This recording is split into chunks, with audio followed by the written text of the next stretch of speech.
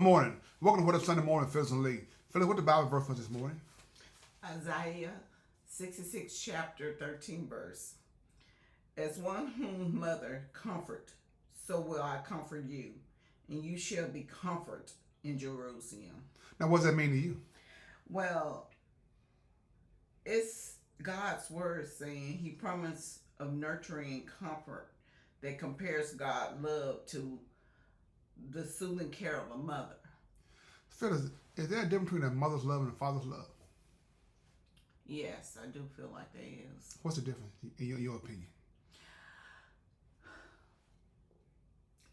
The only difference is, to me, a mother and father love is unconditional. But the mother approach might be a little bit more softer than the father's approach. You have any examples of that? Well, like a mother, you cut your hand, she'll hug you and kiss you and tell you you'll be all right. But will a father do that? A lot of times, don't get me wrong, fathers do hug and kiss their children, but a lot of times, little simple stuff they don't. They say, "Oh boy, you'll be all right." Okay. So you're trying to say a father I'm not saying put some mud on top of it, you're going to be okay? Yeah, I just said a man's approach sometimes is not as soft as a woman's approach. You know, Phyllis, you are correct. You are correct on that. A mother's love is different than a father. A mother's going to be sympathetic on a lot of things. Even though a child is doing some things that are not right, a mother going to be, I guess she'd be honey. I guess why the father's, I guess he the killer bees, I guess, but at the same time they leaving a sting on that child's life. And your mother's, I guess, is a good sting. Your father's a good sting, but it gonna hurt a little bit. What I said correctly? I said too long. I don't know, but you said it. Okay, but Phyllis, your mother, right? What has your mother meant to you?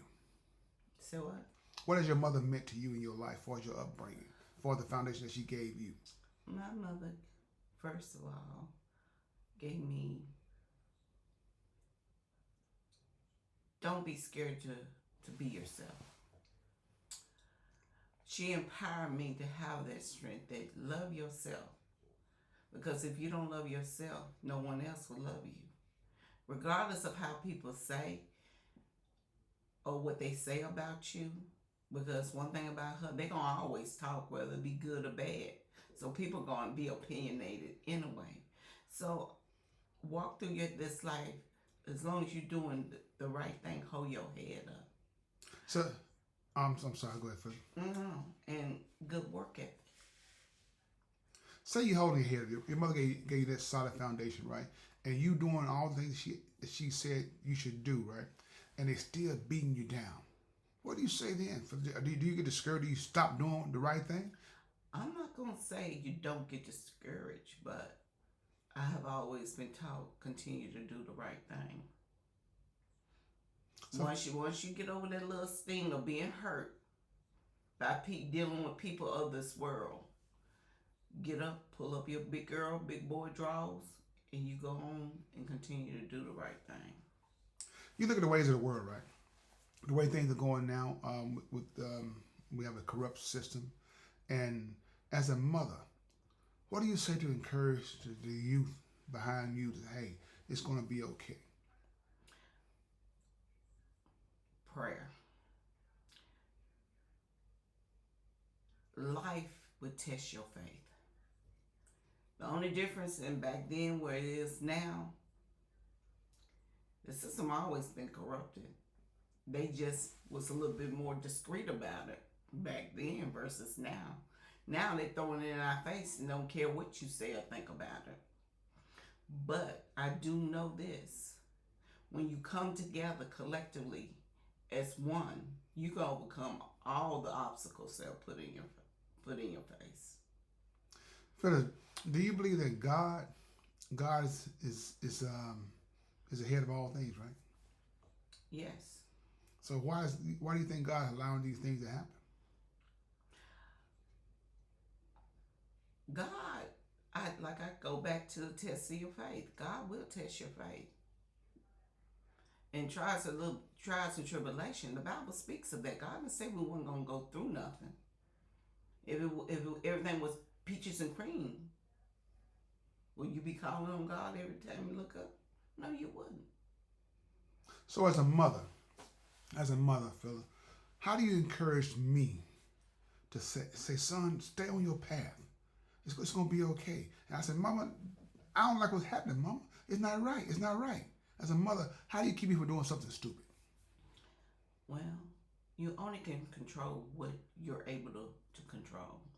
When things are beyond your control, that's where you go into prayer, fasting, leaning on your faith, if you say you got faith.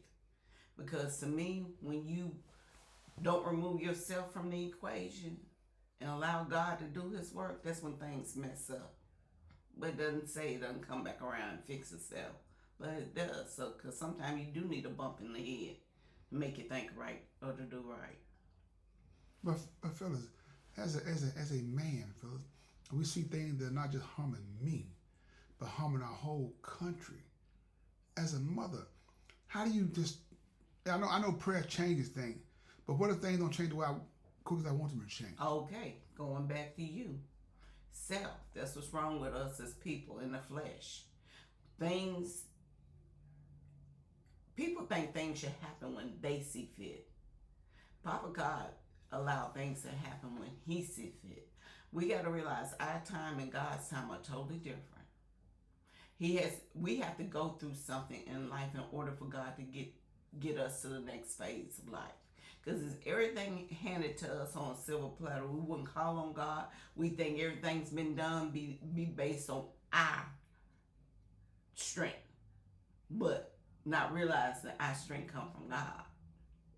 Well, we do realize it, but we always want to put I in front of everybody. So, Phil, what's the one thing that your mother, the one lesson your mother taught you that still resonate with you today? Just do your best. As long as you're doing the right thing, those seeds you sow, they will come back. But they don't come back when you think they should come back, but they come back. And like they said, what's that church on? God may not come when you want him, but he's always right on time. So, Phyllis, I know, the death of a loved one is very hard.